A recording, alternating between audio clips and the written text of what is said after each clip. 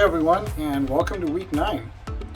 So, great question to talk about today in terms of how, as a first generation student, when you go to college, that could affect your relationships with your family, with your parents, siblings, because you've sort of entered a new world that they're not a part of anymore. It's so nice to hear that, at least in the case of Leon, this wasn't a problem. She doesn't feel like anything's really changed, and she's doing great, which is fantastic.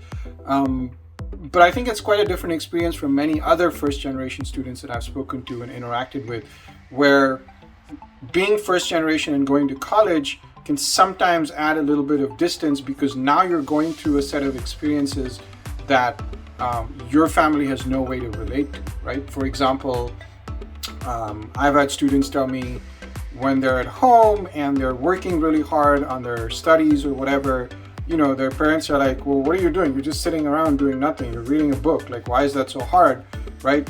Homework is nothing. Like, go cook for the family or take care of your siblings or run these other errands, because they don't understand what it means to have to study, to have to do homework, to have to write a paper, to have to do research. And so I know a lot of students sometimes struggle with that.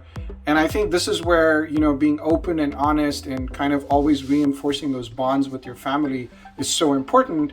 And what's really wonderful is to hear the stories of how, even if they can't understand what exactly you're doing or going through, they're always so supportive of you. And family acts as part of your support system to help you make it through college very often. And I think that's what I hear a lot of students tell me. So in addition, though, you also need to find support systems where you can get people that sort of understand what you're going through. And so ideally, you want to have a combination of both of these support systems. Your family who are saying you're going to succeed, you're going to do great, even if we don't understand what you're doing. And then sort of your other friends that you're going to make in college that say, yeah, we're going through the same things together.